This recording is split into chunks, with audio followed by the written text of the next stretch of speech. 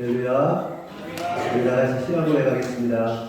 전능하사 천지를 만드신 하나님 아버지를 내가 믿사오니 우리 아들 우리 주 예수 그리스도를 믿사오니 이는 성령으로 잉태하사 동정녀 마리아에게 하시고 본디오 빌라에게 고난을 받으사 십자가에 못 박혀 죽으시고 장사한 지 사흘 만에 죽은 자 가운데서 다시 살아나시니 하늘에 오르사 전능하신 하나님 우편에 앉아 계시다가 여기서 산자와 죽은 자를 심판하러 오시리라.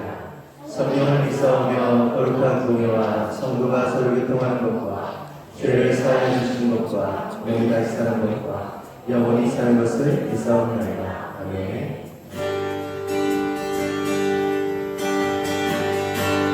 우리 박수 치면서 기뻐하며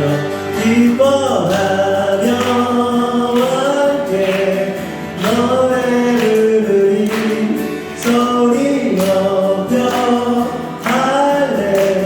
할렐루야 부르리 주님 앞에 나와 찬양 드리며 우리 주님과 함께 기뻐하리라. 나의 창조자 나의 창조자 나의 구원자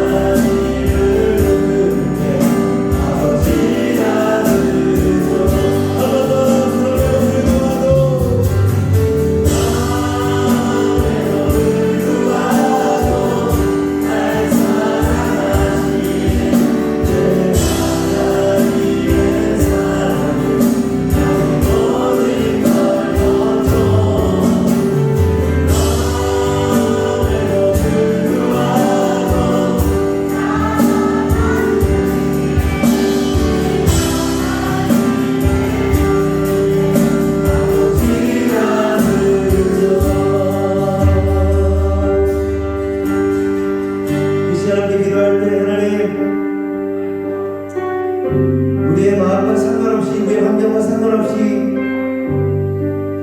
주님으로 인하여 기뻐하기를 간절히 소망합니다. 인생의 삶 속에서 수많은 우여곡절들과 내가 원하든 원치 않든 간에 우리의 삶 속에서 불어오는 폭풍과 슬픔과 고통과 아픔 속에서도 하나님, 우리가 오늘 이 시간은 하나님만 바라보며 하나님이 주시는 놀라운 기쁨과 형언할 수 없는 하나님의 놀라운 은혜 가운데 나아가기 원한다고, 주님 그런 시간 되기 원한다고 바뀌게 되었으면 좋겠습니다. 다같이 주여 한번 기도합니다.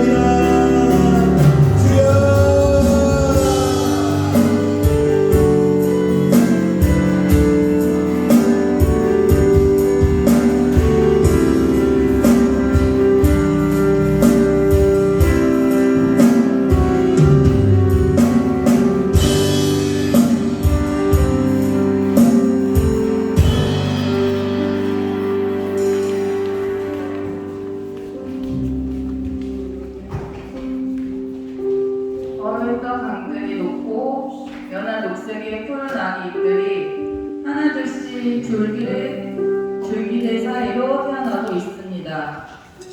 우리 또한 계절에 맞추어 성전 건축의 완공에 맞추어 얼어있고 움츠렸던 몸도 기지개를 펴며 다시 새로운 시작을 준비합니다. 겨울잠을 자듯 잠들었던 영혼들도 다시 깨어나 주님을 찬양했습니다. 찬양받기에 합당하신 주님께 온 마음 다하여 찬양했습니다. 어린 나귀를 타고 오신 예수님께 감사드립니다.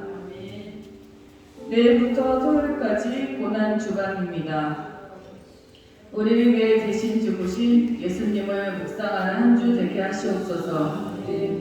주님의 대속함으로 우리는 구원을 받았습니다. 주님께서 우리를 사랑하시는 마음이 어떠한지를 생각하는 한 주 되게 하시옵소서. 주님과 첫사랑을 다시 생각하며 주님만을 위해 살겠다고 고백하던 그날을 기억하며 우리들의 마음을 뜨겁게 하시옵소서. 각자의 삶에서 말씀을 가까이 함으로써 주님과의 대화가 끊기지 않게 하시옵소서. 하늘공교회 성도들이 예수님을 나타내는 삶 살게 하시옵소서. 그래서 이 땅을 천국으로 살게 하시옵소서. 우리 다음 세대를 붙드시옵소서. 주님을 향한 믿음이 날마다 커지게 하시옵소서. 하나님께서 우리를 늘 지켜보고 계십니다. 알면서도 외면하지 않게 하시옵소서. 진짜 아버지신 하나님을 떠나 죄를 선택하며 허무하게 사는 사람들을 청산하게 하시옵소서. 죄로 인해 면목 없어 주님께로 가까이 하지 못했습니다. 주님의 피로 우리의 죄를 씻어 주시옵소서. 다시 깨끗한 모습으로 주님께 나아가기 원합니다. 전능하신 주님께서 도와주시옵소서. 주님께서 일하여 주시옵소서. 제가 살아오면서 잘한 일을 꼽자면 예수님을 믿는 것과 생명을 잉태한 일이라고 생각합니다. 아담이 범죄함으로 남자는 평생을 수고해야 먹을 것을 얻게 되었으며 여자는 잉태의 고통을 주셨습니다. 아기가 태어나면 할 수 있는 게 없는 아기들은 울며 엄마만 찾습니다. 하나하나 일거수일투족을 다 해줘야 한다는 부담이 있습니다. 키우는 과정이 괴로울 수 있습니다. 낳을 때 고통스러울 수 있습니다. 하지만 그 생명이 주는 기쁨은 이를 말할 수 없음을 인정합니다. 아기를 뱃속에 품고 있을 때에는 음식도 내 마음대로 먹을 수가 없습니다. 내가 평소에 좋아했으나 몸에 좋지 않은 것은 절제합니다. 아름다운 것만 보려고 노력해야 되는 속으로움이 동반됩니다. 성경의 9가지 열매 하나인 절제를 끊임없이 해야 됩니다. 그런 고난이 앞에 올 수 있지만, 올 것을 알지만 순종하는 것은 생육하고 번성하시라 하신 주님의 말씀 때문입니다. 마음에 감동이 있는 가정에 순종하는 역사가 있게 하시옵소서. 소수의 아기들이 태어나는 것이 아니라 우리 교회에 한꺼번에 5명 이상의 아기들이 태어나서 베이비 붐이 일어나게 하시옵소서. 영유아 방이 생겨 잘 꾸며짐으로 안락하게 아기들을 키울 수 있도록 하시옵소서. 그래서 이 나라에 새 생명이 끊임이 없게 하시옵소서. 세상의 흐름과 역행하여 예수님의 흐름에 우리 성도님들께서 결단하고 함께하게 하시옵소서. 아기들은 살아있는 꽃이라고 합니다. 그 꽃들이 많이 피어나 꽃향기와 예수님의 향기로 이 성전을 가득 채워주시옵소서. 아기가 태어나면 쓸 돈이 많아지게 됩니다. 하지만 이 흐름을 역행해 재정이 줄어드는 것이 아니라 오히려 그 가정에 재정이 마르지 않고 샘솟아 흘러 넘치는 가정 되게 하시옵소서. 예수님의 도우심이 끊임이 없는 천하무적 가정 되게 하시옵소서. 성전에 비어있는 자리들을 새 생명으로 채워주시옵소서. 기온이 올라가고 봄이 왔습니다. 어르신들도 가벼운 운동을 함으로 건강한 신체와 정신적 건강을 지킬 수 있게 하시옵소서. 성경을 아침 저녁으로 읽어 주님과 늘 동행하게 하시옵소서. 영이 날마다 깨어 기도하게 하시옵소서. 목사님과 사모님께 강같은 위로를 허락하시고 건강을 회복시켜 주시옵소서. 목사님께 어떤 말씀을 전해야 하는지 주님께서 알려주셔서 말씀을 준비하는데 순조롭게 하시옵소서. 목사님께서 말씀을 선포하실 때 사자의 심장으로 담대하게 전하게 하시옵소서. 교회를 사랑하고 예수님을 사랑하여 성전 건축에 몸으로 애쓰신 목사님과 사모님께 건강을 허락하시고 어딜 가나 인정받고 대우받는 은혜와 목사님과 사모님의 기도 제목을 속히 들어주시옵소서. 목사님과 사모님의 가정에 자자손손 믿음의 유산이 흘러가게 하시옵소서. 목사님과 사모님의 가정에 새로운 거처에도 주님께서 개입하셔서 가장 아름다운 것들로 채워주시고 주님의 인지로 가득한 하나님 나라 되게 하시옵소서. 교회가 지어지고 다음에 목사님과 사모님의 집이 마련되었습니다. 이 복이 우리 교회에 임하게 해주셔서 주님 감사합니다. 이 복이 헌신한 모든 가정에 동일한 축복의 흐름으로 흘러가게 하시옵소서.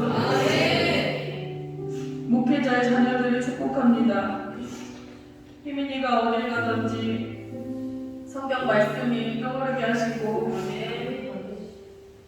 삶이 주님을 증거하게 하시옵소서.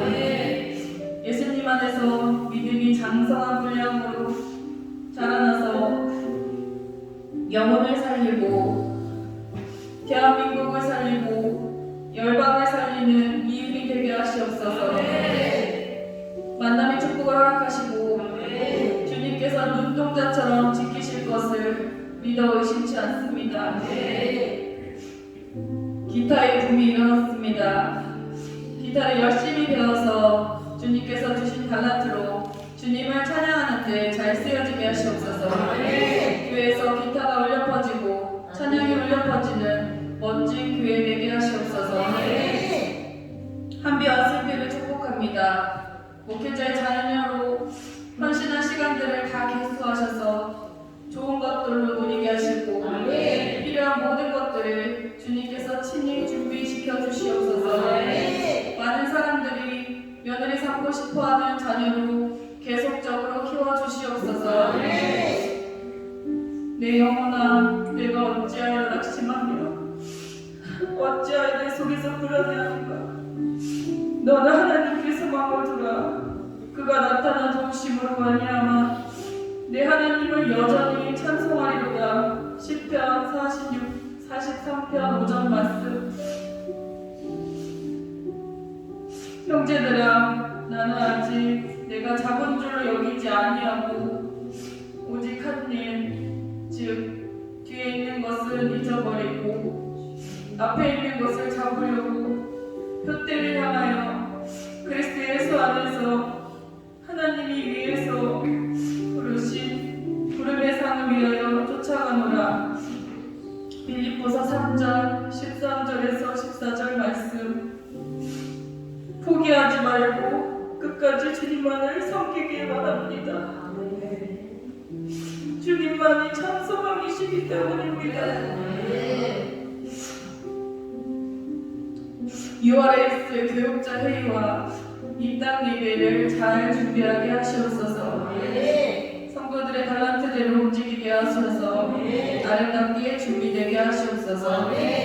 주님의 기쁨에 성도들도 함께 참여하는 복을 내려주시옵소서.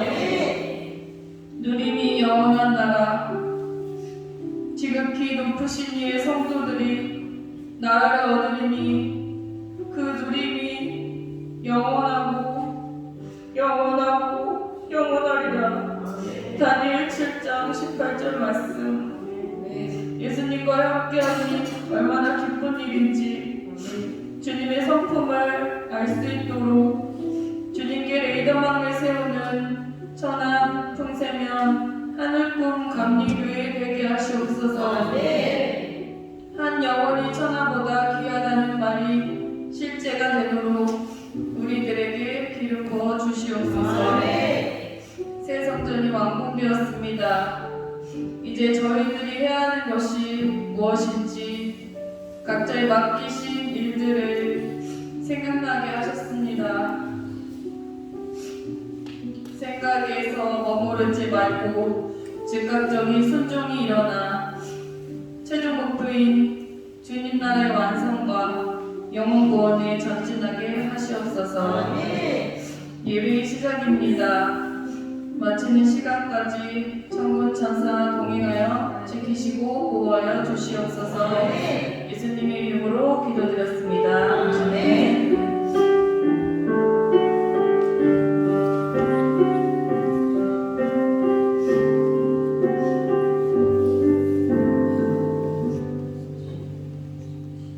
교독문 76번 요한복음 1장 교독하시겠습니다. 태초에 말씀이 계시니라.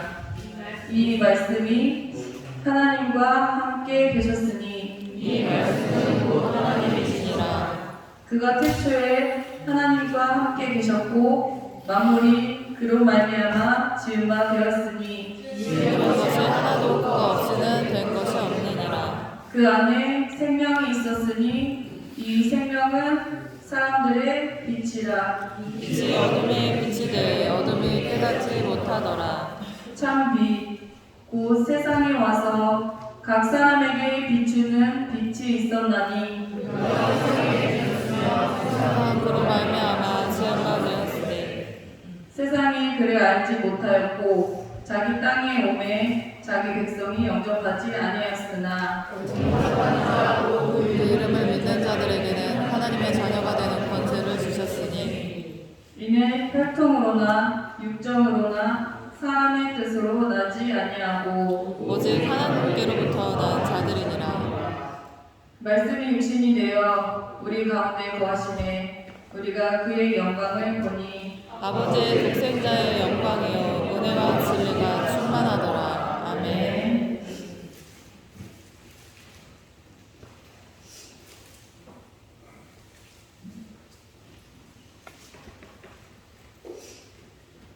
아모스 4장 1절에서 13절까지 말씀을 대신 봉독하겠습니다.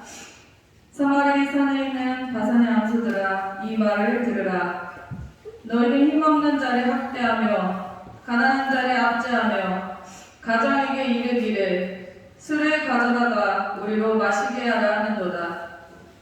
주 여호와께서 자기 거룩함을 두고 맹세하시되 때가 너희에게 이를지라. 사람이 갈고리로 너희를 끌어가며 낚시로 너희 남은 자들도 그리하리라. 너희가 성 무너지들을 통하여 각기 앞으로 바로 나가서 하르몬에 던져지리라. 여호와의 말씀이니라.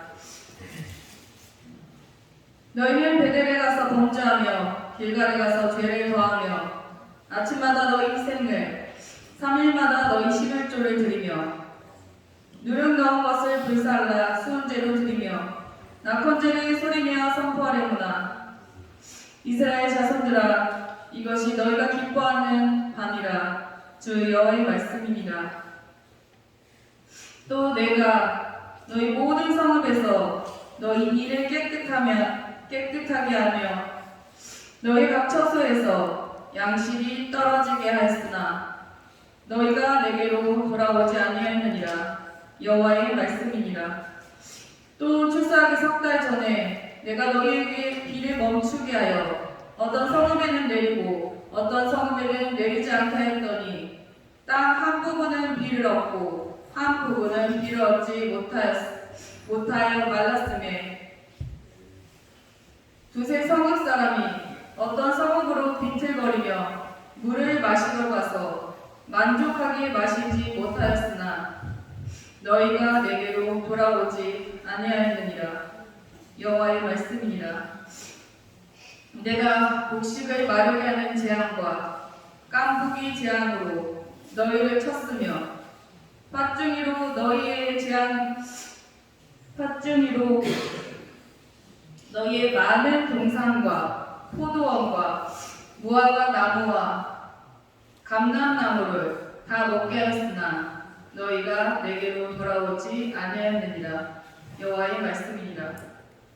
내가 너희 중에 전염병 보내기를 애굽에 산 것처럼 하였으며 칼로 너희 청년들을 죽였으며 너희 말들을 누락하게 하며 너희 진영의 악취로 코를 찌르게 하였으나 너희가 내게로 돌아오지 아니하였느니라. 여호와의 말씀이니라. 내가 너희 중에 성을 무너뜨리기를 하나님이 내가 소돔과 고모라를 무너뜨린 같이 하였으므로 너희가 불붙는 가운데서 빼낸 나무 조각같이 되었으나 너희가 내게로 돌아오지 아니하였느니라. 여호와의 말씀이니라.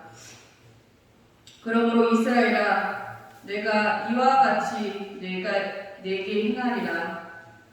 내가 이것을 내게 행하리니 이스라엘아, 내 하나님 만나기를 준비하라. 보라, 산들을 지으며 바람을 창조하며 자기 뜻을 사람에게 보이며 아침을 어둡게 하며 땅의 높은 데를 밟는 이는 그의 이름이 만군의 하나님 여호와시니라. 아멘. 목사님 나오셔서 내 하나님 만나기를 준비하라라는 제목으로 설교하시겠습니다. 예, 바라보시옵소서. 사랑합니다. 축복합니다. 오늘은 내 하나님 만나기를 준비하라 라는 제목으로 말씀 나누겠습니다. 오늘 본문 4장 12절을 보면 그러므로 이스라엘아, 내가 이와 같이 내게 행하리라. 내가 이것을 내게 행하리니 이스라엘아, 내 하나님 만나기를 준비하라. 이렇게 말씀하시는 걸 볼 수 있습니다. 이런 것처럼 아모스 선지자는 이스라엘 백성을 향해서 내 하나님 만나기를 준비하라 라고 말합니다. 개역 한글 성경에서는 예비하라 이렇게 말씀하고 있어요. 성도를 우리는 일반적으로 누군가 만날 때 준비하잖아요. 예비합니다. 그래서 상황에 따라서 화장도 하고 멋진 옷도 입고 멋진 시계도 차고 향수도 뿌리고 때로는 만나는 사람 귀한 물에 선물을 준비하기도 하고 뭐 식당을 예약하기도 하고 등등 준비합니다. 예비합니다. 그리고 반대로 만남이 반갑지 않거나 거북한 만남일 때는 어떻게 합니까? 그에 맞는 대비를 하죠. 또 정말 싫으면 핑계를 대서 만남을 회피하기도 합니다.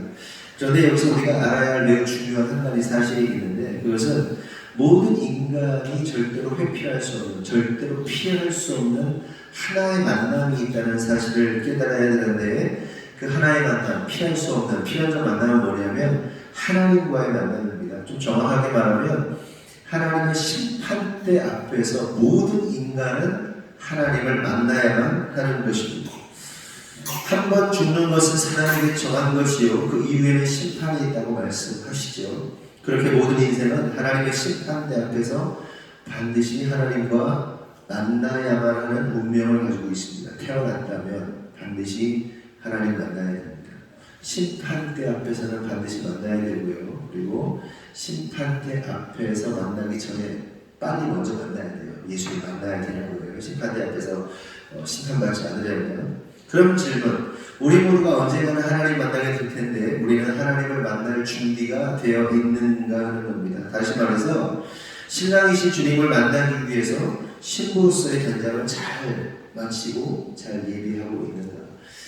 우리 예수님이 신랑이시잖아요. 다시 오실 그 주님 신랑이신데 그 신랑을 준비하는, 만나기로 예비하는, 준비하는 신부로서의 삶을 잘 살고 있는가. 혹시 그냥 이렇게 방에 들어 누워있다가 이렇게 김치국물 막 툭툭 떨어지는 막 음식물 떨어진 옷에 그냥 잠옷 입고 이렇게 이러고 있는가, 아니면 오실 신랑을 준비하면서 예쁘게 단장하고 화장도 하고 향수도 뿌리고 그렇게 하고 있는가. 영적으로 우리는 어떻게 하고 있는가 하는 거예요. 우리의 삶을 한번 돌아보자는 거예요. 우리의 삶이 거룩하고 순결합니까? 아니면 더럽고 지저분하고 엉망진창 머리 풀어진 채로 살아가고 있습니다. 여러분, 우리의 삶이 단정해야 할 줄 믿습니다. 이 단정하다는 것은 거룩함을 말하는 거예요. 신부에게 있어서 가장 중요한 것은 거룩함인 것이죠. 그래서 우리가 거룩함으로 살아감으로써 신부 단장해야 됩니다. 여러분, 우리가 이 땅에 살아가는 이유와 목적이 뭡니까? 여러 가지로 설명할 수 있어요. 여러 가지 채널로 표현할 수 있습니다.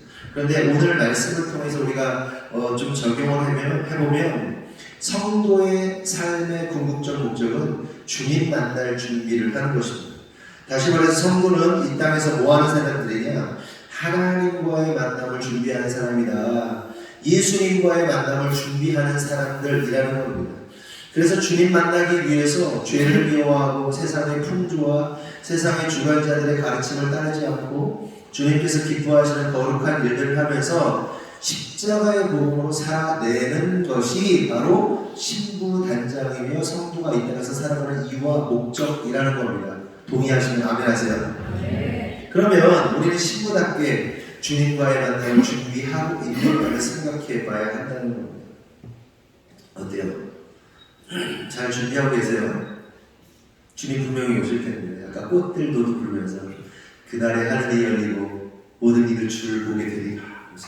마침내 꽃들이 피고 영광의 주를 보게 되리라가 어떻게 되죠? 가사 주가 오시리라.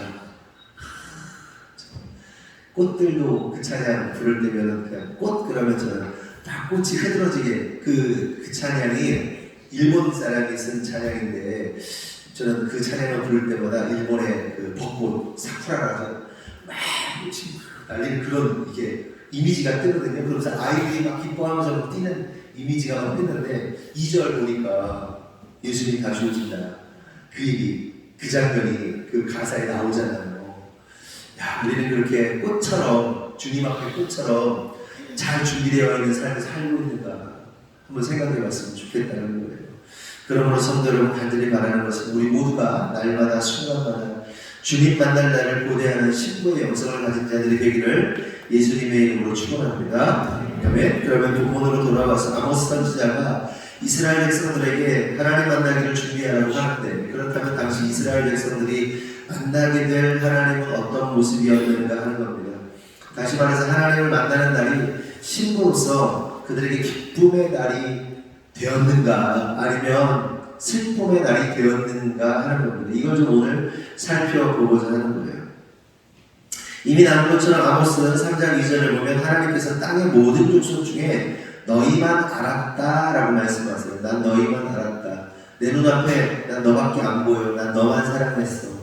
나는 내 눈에 그 수많은 민족들이 있었지만 그 술남미 여인 같은 그 까무잡잡하고 못생기고 아무것도 아닌 것 같은 나는 너만 보였어. 난 너만 사랑했어. 너만 알았어.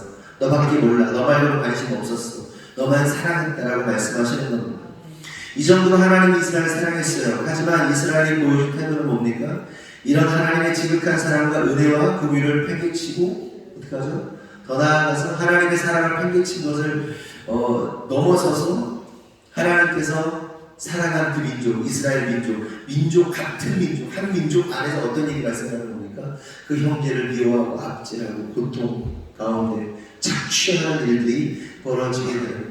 그러니까 이스라엘 백성이 하나님 사랑과 이웃 사랑을 온전한 하나님 사랑으로 성취해야 되는데 하나님에 대한 사랑도 버렸고 또 이웃을 향한 사랑까지도 포기해 버리는 모습을 볼 수가 있습니다. 그렇게 그들은 타 종족이 아니라 같은 민족, 같은 종족을 학대하고 미워하는 일들. 그래서 이스라엘이 평화의 땅, 이스라엘이 사랑의 땅, 이스라엘이 긍휼과 은혜의 땅으로 가야 되는데도 불구하고 그 땅을 지옥으로 만들어 버렸던 겁니다. 아모스 시대에.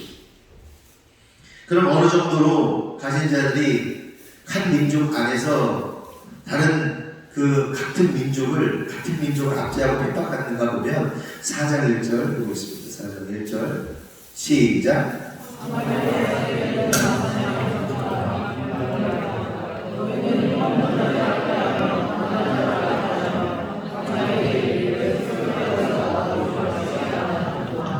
여기서 바산의 암소들아라는 말은 뭐냐면 이 바산 지역의 암소들이요 굉장히 아주 살이 통통하게 오른 아주 육질이 좋은 최상급의 소들이 바산의 소들을 이었다고 합니다. 여러분 암소였으니까 이것이 의미하는 것은 포도 살이 오른 이스라엘 여인들을 꼬집어서 하는 말입니다. 이스라엘의 여인들 말이에요. 이 여자들아, 이 바산의 소 같은 여자들아 이렇게 얘기를 하는 거예요.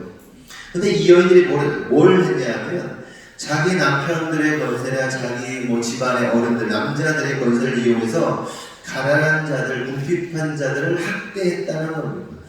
어떻게 학대했냐? 여자들이 모여서 술판을 벌이면서 이 내용이 그런 거예요. 술판을 벌이면서 놀다가 술이 떨어지니까 술 심부름을 시키는데 누굴 시키느냐? 가난하고 궁핍한 자들 있잖아요. 빚진 자들을 부르는 거예요. 누굴 불러? 남편을 부르는 거야. 술 가져와. 술 먹어야 되니까 술 가져와. 이 예쁜 애들이 그런 거예요. 술 처먹으면서 술 떨어져서 술 가져와.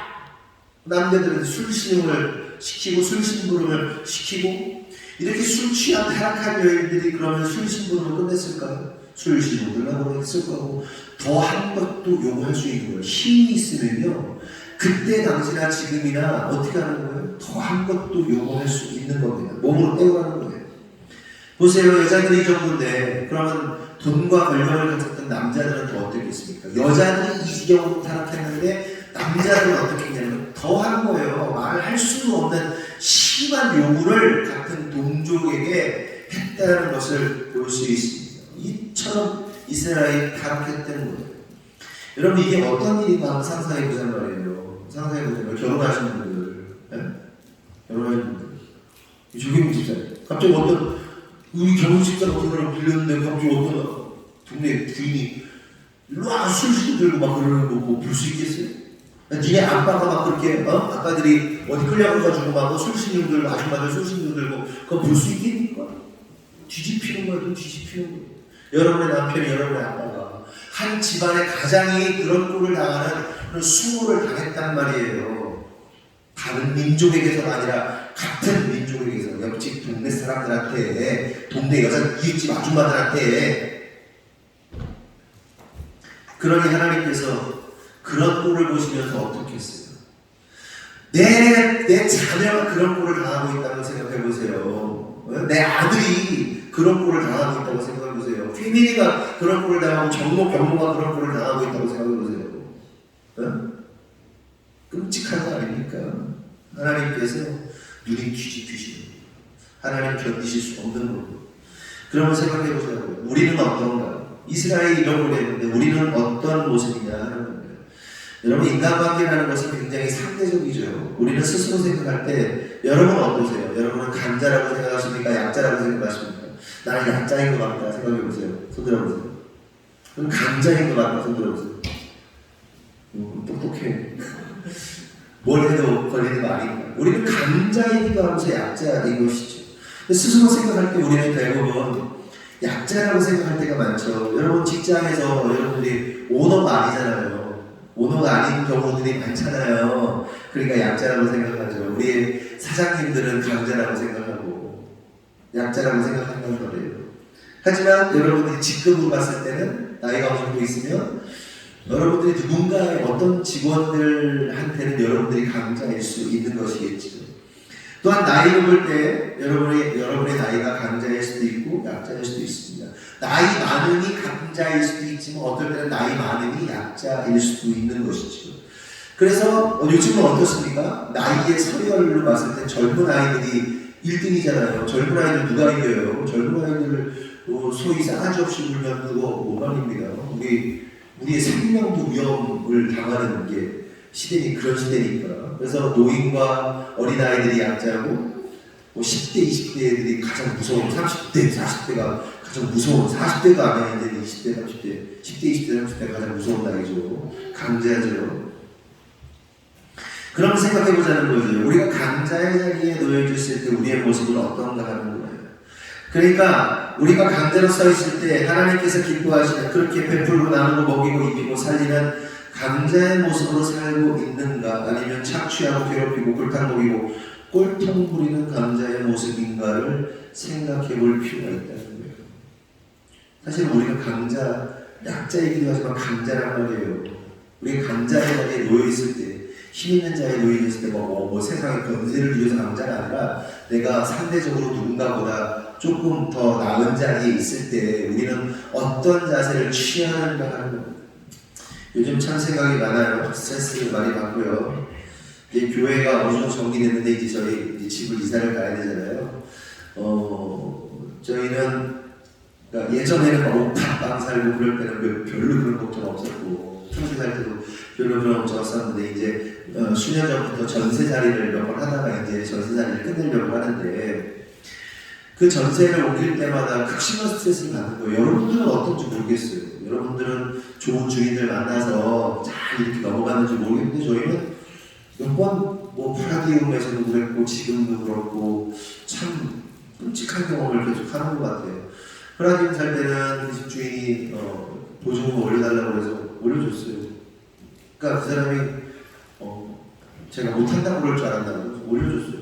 또 전화해서 또 올려달라고 또 올려줬어. 올려줬다고 했어. 결국은 나가라고 쫓아내려고 한 얘기였지 보증금 얘기가 아니었더라고요. 결국은 저희가 2년 만에 쫓아나왔고 쫓겨나왔고 그래서 막 복수를 하고 싶었지만 저희가 한 복수 뭐였죠? 그 집을 입주 청소처럼 우리 성도들하고 완전히 깨끗하게 해서 다 해주고 나왔죠. 근데 지금 그때도 굉장한 수고와 수치를 당했는데 사실 이번에도 마음이 편치가 않습니다. 이제 아시는 분 아시겠지만 저희가 들어갈 때 전세가 3억 3천이었는데 지금 매매가 3억 2천이고 그렇고 얼마 전까지도 집을 안 올리는 거예요. 나간다고 얘기를 했는데도 집을 올리지도 않고 3억에 지금 올려있는 상태죠. 전세로. 근데 시세가 2억 5천인가? 그 정도인데 3억을 올려놓고 몇 천원 챙기고 그래서 우리가 그때 나가니까 4월 18일날 나가니까 지금 잘 좀 부탁드립니다. 나 그날 수업이라서 일 처리를 못할 것 같다고 이런 식으로 얘기를 하는 거예요.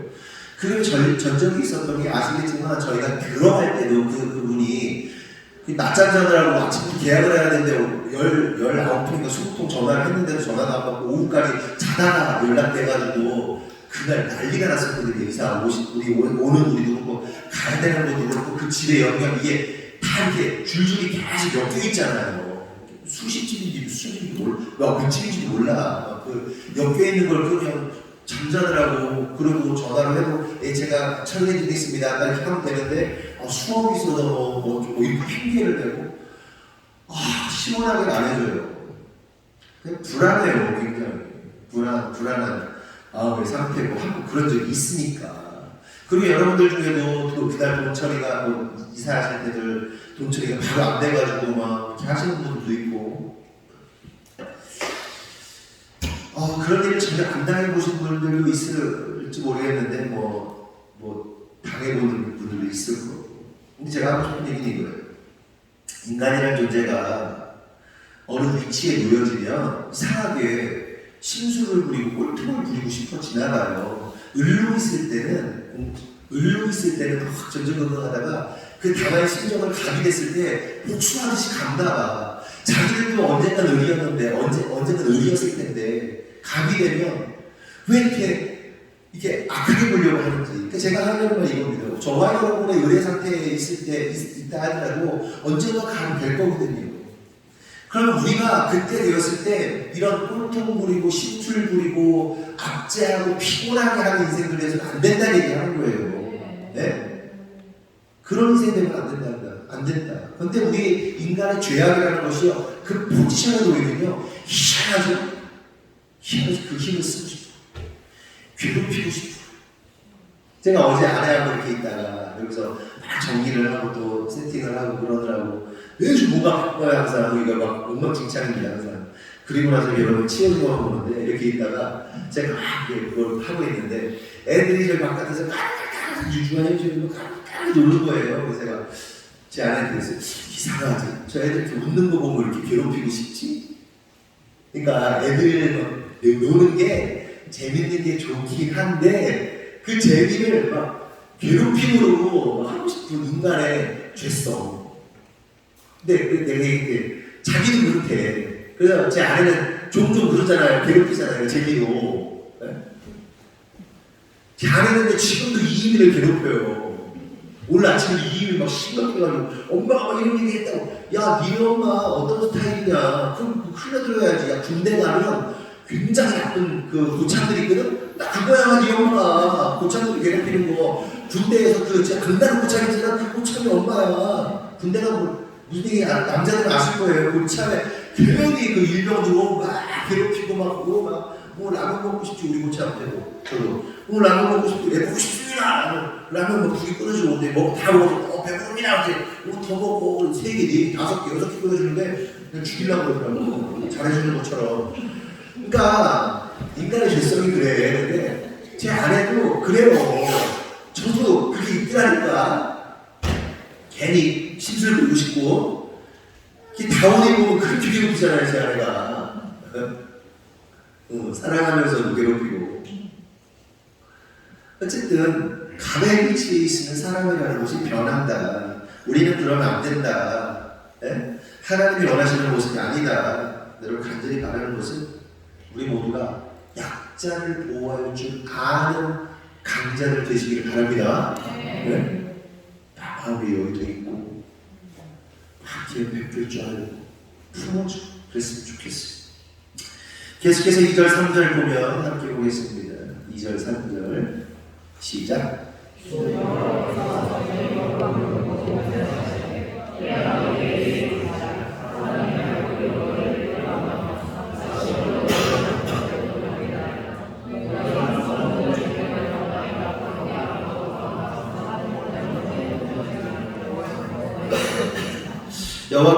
여호와 하나님께서 무시무시한 말씀을 하시는데 이렇게 시작하죠. 여호와께서 자기의 거룩함을 두고 맹세하시되 거룩함을 두고 맹세하셨다. 거룩함을 두고 맹세하셨다. 이게 무슨 뜻이에요? 거룩함을 담보로 거룩하는 거예요. 거룩함. 그러니까 내가 이거 안 지키면 나의 거룩함을 포기하겠다는 뜻입니다. 여러분 일반적으로 사람들이 맹세를 하거나 약속하거나 계약하거나 그럴 때 뭐 하죠? 걸죠. 뭐 하나님께 맹세한다고 뭐 그러기도 하고 아니면 뭐 돈을 걸고 100만 원 걸고 10만 원 걸고 돈 걸죠. 그 집을 걸고 도박하는 사람들은 손목을 걸죠. 손목을. 그리고 옛날에는 손목 거는 거가 아니라 처자식을 걸었죠. 처자식을 막 처자식 팔려나가고 그랬죠. 뺏기고. 그래서 그 맹세를 반드시 성취하기 위해서 애쓰는데 만약 지키지 못하면 어떻게 되는 거예요? 손목까지 날아가는 거예요. 도박하는 사람들. 처자식 빼앗기는 겁니다. 그렇죠? 마찬가지입니다. 하나님께서 당신의 거룩함을 거셨다는 것은 당신의 거룩함을 포기할 정도로 거룩함이 본성이시고 본질이신데 천지만물의 창조자이신 절대자이신 신의 정체성을 걸고 그 일을 성취하시겠다는 거예요. 당신의 거룩함을 거셨다는 것은 내가 이걸 성취 안 하잖냐? 난 내 거룩함을 포기하고 있어. 신임을 포기합니다. 인간임을 포기하는 것처럼 내가 신인데 전능자인데 나의 전능자를 전능자임을 포기하겠다는 뜻이에요. 어마어마하게 무시무시한 말씀이시죠?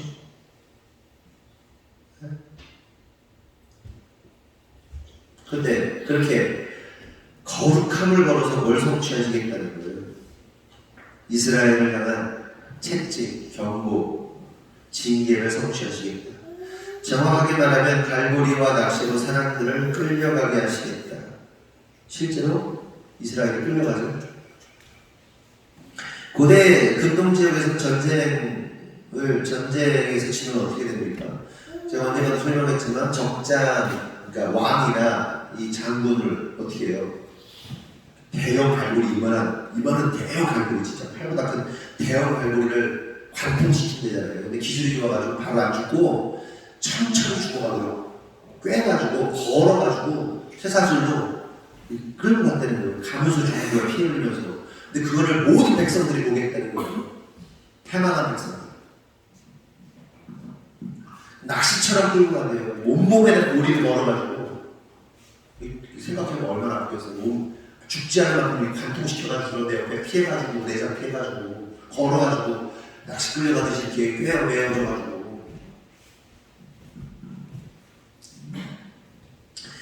성도 여러분, 이것이 하나님께 은혜를 받고도 은혜를 입고 은혜를 베풀지 않고 압제와 강탈과 착취를 일삼는 자들의 말로는 그러므로 성도 여러분, 우리가 간절히 바라는 것은 주님 만났을 때 우리가 이런 걸 당하지 않기를 바라야 돼요. 정신 바짝 차려야 돼요. 사실은 이게 우리가 이걸 당해야 되는데 이거 누가 당하신 거예요? 예수님께서 당하신 거죠. 이 고난주간이죠. 예수님이 대신 당하셨어요. 그럼 그 은혜 받은 거잖아요. 그 은혜 받았으면 우리가 다른 사람의 영혼에 갈고리 꽂고 사람들을 착취하고 압제하고 무조건 뭐 이렇게 한대 주업해가지고 돈 뺏는 거만 압제하고 착취가 아니에요. 다른 사람의 영혼에 다른 사람의 삶에 피해를 주고 괴롭게 하는 것 이거 하지 말아야 돼요. 십자가에 몸을 줘야죠. 자유를 줘야죠. 계속해서 4절 5절입니다. 시작.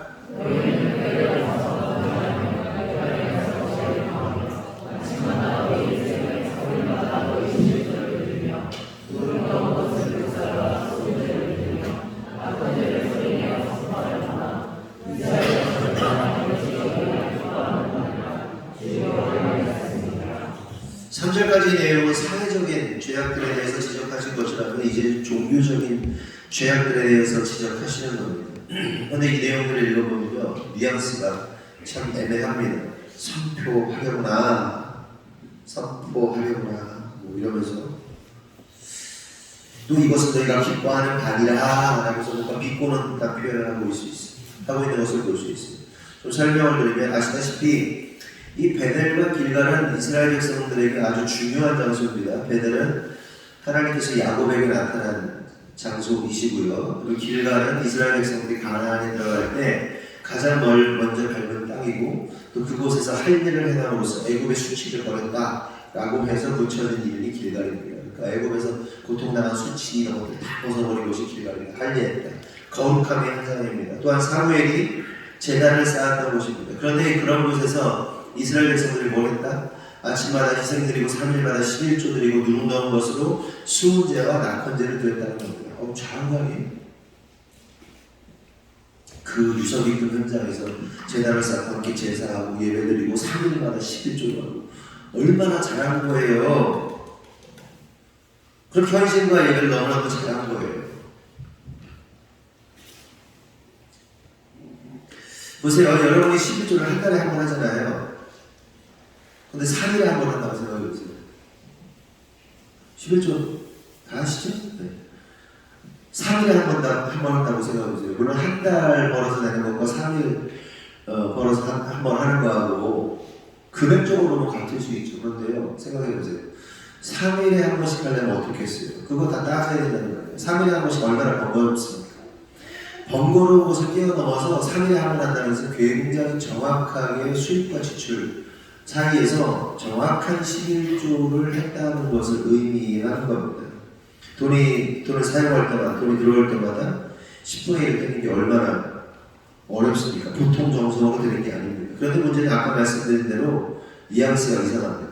결국 이 말은 아모스가 이들의 행위를 조롱하고 있는 거예요. 다시 말해 너희들이 그렇게 종교적으로 열심히 드린 것이 결국 너 좋은 거라고 한 거지 하나님께서 기뻐하지 않으셨다는 얘기를 하는 거예요. 그렇게 종교적으로 열심히 하면 뭐하는 거야? 그 유서 깊은 현장에서 그렇게 뭐 사물이랑 뭐 11조를 하고 막 수문제하고 뭐 낙헌제하고 제사를 막 드리면서 하나님께 막 그게 뭐 그래 그렇게 하는구나 꼴값을 들고 있구나 얘기하는 거예요. 전혀 하나님이 기뻐하지 않으셨다는 거예요. 여러분 여기서 우리가 깊이 생각해볼 사실이 있는데 그것은 우리가 오늘날의 우리의 예배가 우리의 헌금이 우리의 헌신이 누구에게 중심이 있는가? 다시 말해 우리의 예배, 헌신, 헌금이 누구를 향한 것인가 하는 겁니다. 깨달아야 할 중요한 사실은 중심을 잃은 예배, 중심을 잃은 헌신과 헌금 곧 하나님이 중심이 되지 않고 나의 기분이, 나의 감정이, 나의 생각이, 나의 상황이, 나의 문제가 중심이 될 때 그 예배, 그 헌신, 헌금은 실패하는 것이 된다는 겁니다. 환경의 지배를 받지 않고 이 찬양 안 부르는데요. 이번 주 찬양 선곡이 탁탁 또 그러네요.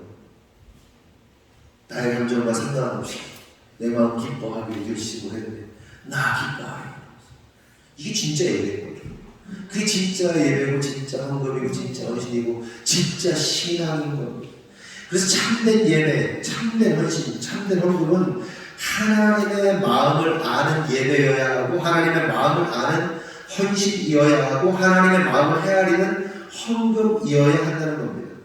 그렇게 그 하나님의 마음과 심정과 생각을 알아서 하나님의 뜻대로 순종하는 예배, 하나님의 뜻대로 순종하는 헌금, 하나님의 뜻대로 순종하는 헌신이 바로 하나님께서 기뻐하시는 것이 되는 거예요. 내가 중요한 게 아니에요. 나의 마음이 중요한 거예요. 나는 뭐 기분이 안 좋아서 난 도저히 예배를 못하겠다. 그게 아니라니까. 내 마음 기뻐하기로 결심을 했네. 결심하고 선포를 했네. 내 마음이 기쁘지 않은데도 기뻐하기로 결심하고 내 마음이 행복하지 않은데도 불구하고 기뻐하기로 행복하기로 선포를 하는 거예요. 그리고 그냥 다 기뻐하는 거예요. 그냥 그게 믿음의 고백입니다. 그게 나의 어떠함이 중요한 게 아니에요. 하나님 바라보면서 얘들아 뭔 얘기인지 알겠냐? 응? 그래서 온전한 헌신, 온전한 헌금, 온전한 예배는 하나님 중심이 되어야 되는 거예요. 내가 중심이 될 수 없어요. 내 중심은요 엉망진창이에요. 언제든지 조변 섞여요. 이랬다가 저랬다가 왔다 갔다 하는 거예요. 변치 않으시는 하나님 붙잡고 나아가야 되는 거예요. 그 하나님 붙잡고 하나님을 향해 나아가야 되는데 이스라엘 백성이 뭐 한 거예요? 자기 만족과 자기 유익을 위한 자기 종교성을 채우기 위한 예배, 그 철저한 예배, 그 철저한 시기를 존재했다는 거예요. 그런데 하나님 기뻐하지 않으십니다. 중요한 것보다 하나님의 마음을 헤아리는 것이다. 동의하시면 아멘 하세요. 그러므로 우리가 주님 뜻대로 사는 진정한 헌신, 진정한 헌금, 진정한 예배를 드리시는 분들 되길 예수님의 이름으로 축원합니다. 계속해서 6절, 11절인데 읽진 않고요. 제가 설명을 좀 해드리면 하나님의 마음을 전혀 이해할 마음이 없는 이스라엘에게 무슨 일이 일어난가 그 내용 가운데 보면 기근으로 양식이 없고 비가 오지 않고 재앙과 깜보기와 연병이 돌고 자녀들이 칼에 죽는 일들이 벌어진다고 설명하고 있습니다. 여러분 상상해 보십시오. 자식이 칼에 맞아 죽는데 그게 상상이 되십니까? 여러분 누가 칼 맞아 죽는 거 본 적 있어요? 혹시? 근데 그게 내 새끼야 지금 여기서 피를 흘리고 저는 어릴 때 그걸 봤어요. 주공 2단 살 때인데 그 옆동에 제가 237동 살았나? 그랬을걸요? 아닌가? 맞나요? 주공 2단지에서 200 몇으로 가죠? 237동인가? 236동인가 하는 분인데 명절 되면 그 어느 집에 형제들이 모여요. 근데 그 형제, 그 아저씨가 알코올 중독에다가 성질이 엄청 더러운 분이었는데 명절에는 모여. 근데 명절에 모이면 싸워, 그 형제들이. 근데 왜 명절 때마다 동네 떠나가고 싸우거든요? 근데 내가 뭘 봤냐면 형제가 싸우는데 칼 들인다는 걸 알았어요. 피를 흘리더라고요. 그 유명해요. 그 집에 아들이 저보다 한 살 어린 친구였는데 막 거기 딸하고 아들이 막 뛰쳐나가고 그러고 그 아버지가 그 동생을 찔러가지고 막 피가 나고 막 그러는데 끔찍한 거예요. 그때는 그냥 무섭다 그러는데 지금 생각하면 너무 끔찍한 거야. 근데 보세요. 우리 자녀들이 그런 일 당하고 있다. 하나님이 야 너 그렇게 하면 그렇게 돼 라고 말씀하셨는데도 여기서 회개 안 할 사람이 있어요? 하나님 잘못해서 회개 안 할 사람이 있어요? 정신 바짝 차리고 회개해야죠. 하나님 경고하셨는데 아모스를 통해서 경고하는데 그런데요 회개하지 않습니다. 그 꼴을 당하고도 주님께 돌아오지 않습니다. 기록하고 있듯이 마치 소돔과 고모라처럼 무너진 가운데 불 붙는 가운데 떼낸 나무 조각처럼 되어도 그들이 돌아오지 않는다는 거예요. 여러분 불 타는 곳에서 꺼내봐요. 기타 기타도 막 불 탔어. 꺼내봐야 이게 무슨 의미가 있어요. 다 타버리고 쓰레기. 그 지경이 돼도 회개하지 않았다는 거예요. 인간이 이렇게 약합니다. 인간이.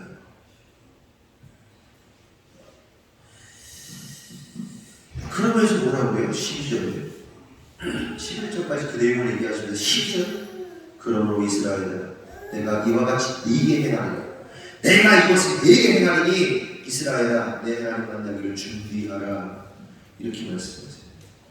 두 번이나 말씀하세요. 두 번이나 내가 이와 같이 네게 행할 거야 내가 이것을 네게 행할 거야 라고 두 번 반복하시고 그러면서 이 하나님 만날 거 준비해 이런 일이 일어날 거야 준비해 준비해 그냥 아무 생각 내 카페가 또 내일 막 제가 팍팍 공간 엄청 길 거야 막 해놓고 너 내일 여기 1시까지 와 만날 준비하고 그럼 어떻게 할 거야 그럼? 피할 수 없어 안 나가는 거야 피할 수 없어 어떻게 해야 되겠네 너는 어떻게 해야 되겠네 나와서 어떻게 할 거야 살려달라고 팍팍 빌어야지 살려달라고 잘못했다고 어떻게 해야 되냐고 회개해야지 하나님 카페가 아닌데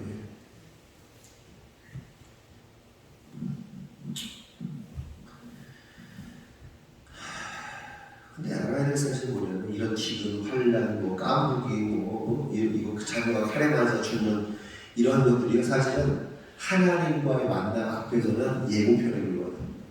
우리가 영화 이렇게 하면 예고편 나오잖아요. 본편이 예고편이 있잖아요. 예고편 맛보기잖아요. 본편이 진짜잖아요. 하나님 말씀하신 재앙, 깜빡이, 열병, 자녀들 칼에 죽어 나가는 건 예고편이라는 하나님 만나면 어떻게 되는 거예요? 끝장나는 거예요. 그 수백 배 수천 배 더한 재앙이 일어나는 거예요.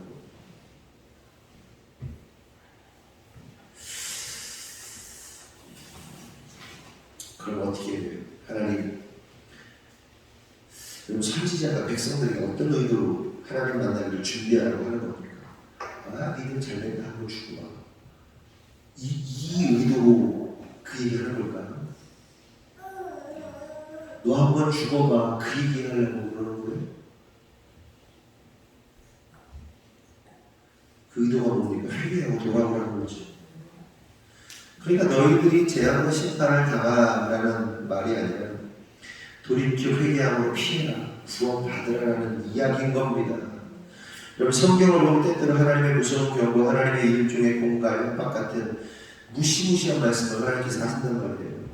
그때 우리가 이런 말씀을 보면서 깨달아야 할 사실이 뭡니까? 두려움이 아니에요. 사실은 두려움이 아니라 하나님의 사랑을 볼 수 있어야 돼요. 왜 이 말씀을 하시는 거예요? 살으라고 하는 얘기예요? 죽으라고 하는 얘기예요?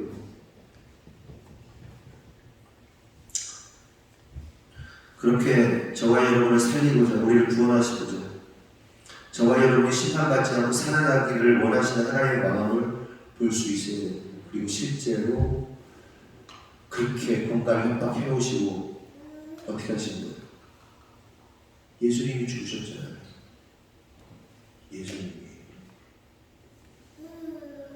다 죽여버릴 거야. 다 심판해버릴 거야 해놓으시고서는 어떻게 했어요? 결국은 당신이 죽으셨잖아요. 그 예수님의 사랑이 이해가 되십니까? 근데 감당해야 되니까 인간들이 감당해야 되니까 예수님께서 감당하시고 그리고 부활하시는 겁니다. 이런 말씀하십니다. 하나님의 경고하지 않은 하나님의 사랑입니다. 어떤 분들이 이렇게 생각할 수도 있어요. 하나님께서 좀 살살 말씀하시고 좀 부드럽게 말씀하시고 친절하게 말씀하시면 알아들을 텐데 굳이 그렇게 살벌하게 무섭게 살떨리게 말씀하셔야 하는가 라고 생각할 수 있습니다. 물론 그렇게 부드럽게 살살 말씀하시면 좋죠. 하지만 문제는 죄악으로 점철된 인간들은 무시무시하게 말해도 그렇게 경고를 해도 알아듣지 못하는 것이 인간의 모습입니다. 제가 현실 유지하는 게 얼마나 부드럽게요. 조용히 그만해 떠들지 마. 저는 30번 정도 해요. 보통 영어 시간에 그러다가 말 안 됐잖아요. 무릎 손들어 이렇게 해요. 그치? 우리 시연이가 많이 그러지? 내가 좀 컸어요. 그새 커가지고 2학년 되니까 이제 작년까지만 해도 유치원끼리 하는데 이제 커가지고 이제 잘 무서워하지도 않고 담대해졌어. 용감해. 굉장히 용감해. 애들이 그렇죠. 살살 말하면 안 됐습니다. 살살 말하면. 어른들은 알아요. 살살 말하면 들어요. 안 들어요. 그러니까 하나님 무시무시하게 말씀하시는 것이에요. 그렇게 하나님은 당신의 사랑을 무서움으로 경고로 말씀하시고 그 무서움의 강도가 셀수록 사랑의 강도가 더 강력한 거예요. 아시죠? 왜요? 그렇게 무시무시한 말씀을 해놓고 자기가 죽으시잖아요. 자기 아들을 죽이시잖아요. 참 이해할 수 없는 사람이죠. 그리고 성도를 간절히 바라는 것은 저와 여러분이 하나님의 경고의 말씀을 듣고 마음을 새롭게 하여 하나님 만나기를 준비하는 자들이 되기 원합니다. 그래서 주님 만나는 것이 두려움과 공포와 고통이 아니라 기쁨과 즐거움과 환희로 가득한 만남 되기를, 그렇게 신랑을 예비하는 신부 되기를 예수님의 이름으로 축원합니다. 기도하겠습니다. 하나님 감사합니다. 오늘 말씀을 통해 했습니다. 내 하나님 만나기를 준비하라 말씀하셨습니다. 하나님, 우리가 하나님 만나게 될 것입니다. 모든 인생은 하나님 만날 것입니다. 근데 그 하나님 만나는 그 하나님이 두려움과 심판의 하나님이 아니라 신랑 예수님이 되기를 간절히 소망합니다. 하나님, 사실 우리는 이 땅에서 이미 주님을 만난 자들입니다. 그래서 우리의 만남은 주님과 영원히 살아가는 것을 고대하는 만남이 될 줄 믿습니다. 그런데 혹 우리 가운데 아직 주님 만나지 못한 우리 성도가 있다면 하나님 꼭 만나주십시오. 우리 하나님이 얼마나 좋은 분인지를 알게 해주십시오.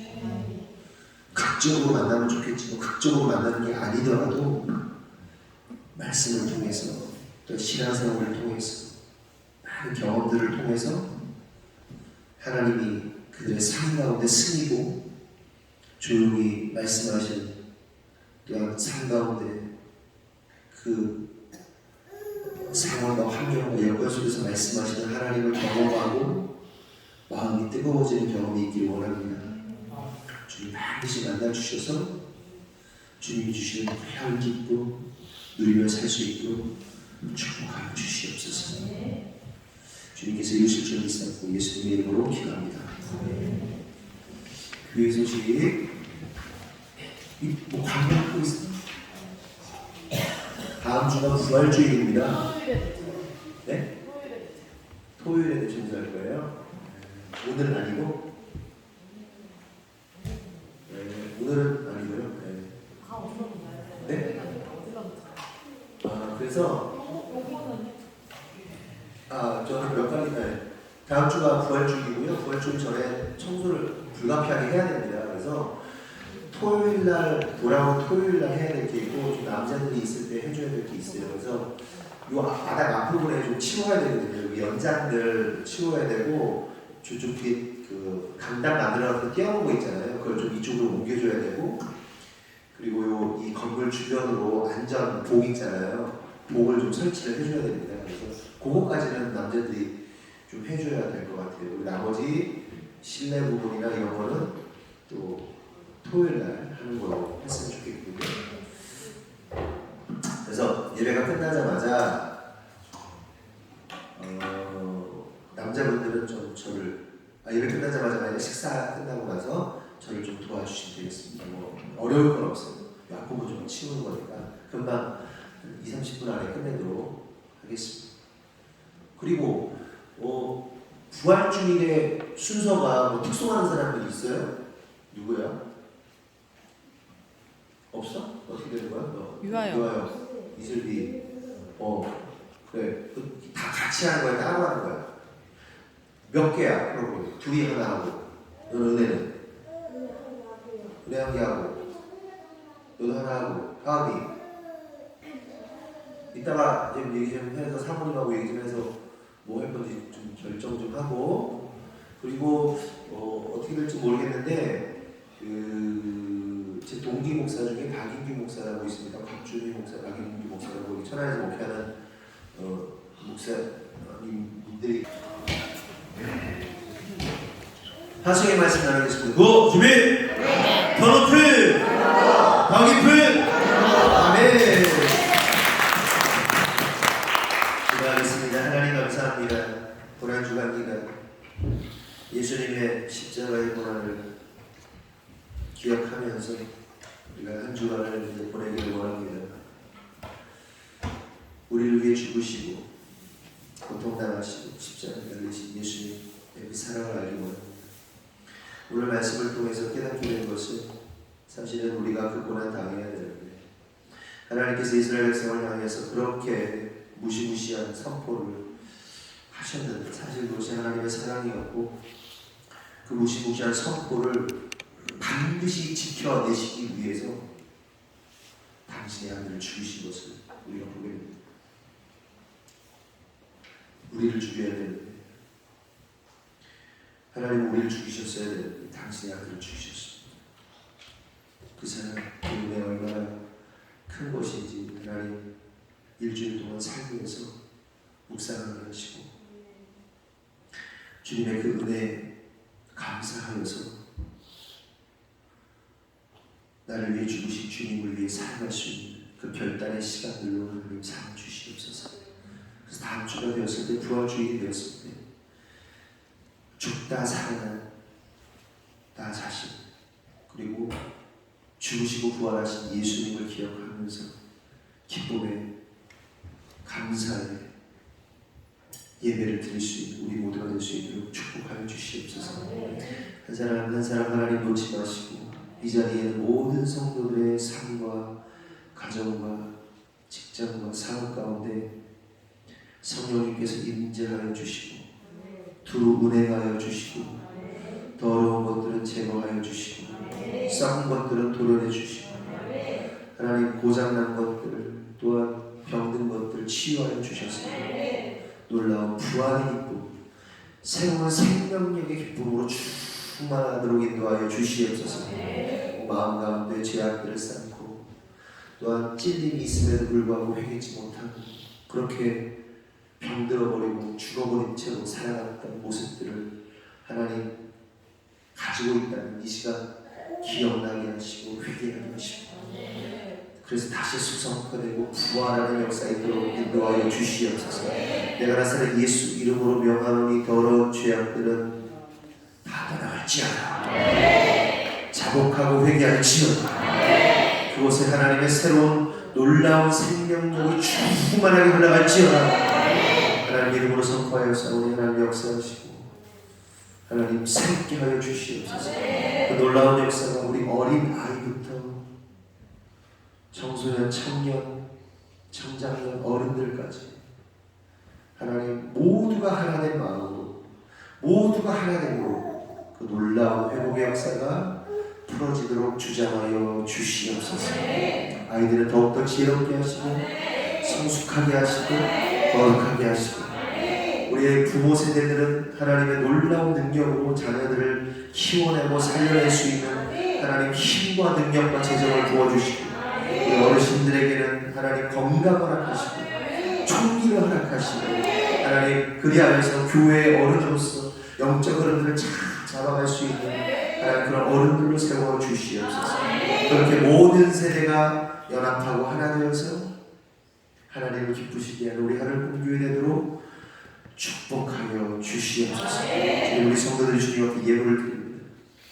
드린 손길에 축복하시고 하나님 재정적으로 어려움 당하는 일 없도록 하나님 역사하여 주시옵소서. 지금은 우리 구주 예수 그리스도의 은혜와 하나님 아버지의 무한하신 사랑과 성령님의 강한 동대주 역사하시니 오늘 주님의 뜻대로 살기로 결정한 모든 성도를 위해 지금부터 영원토록 함께 하시기를 간절히 축원하옵나이다. 아멘.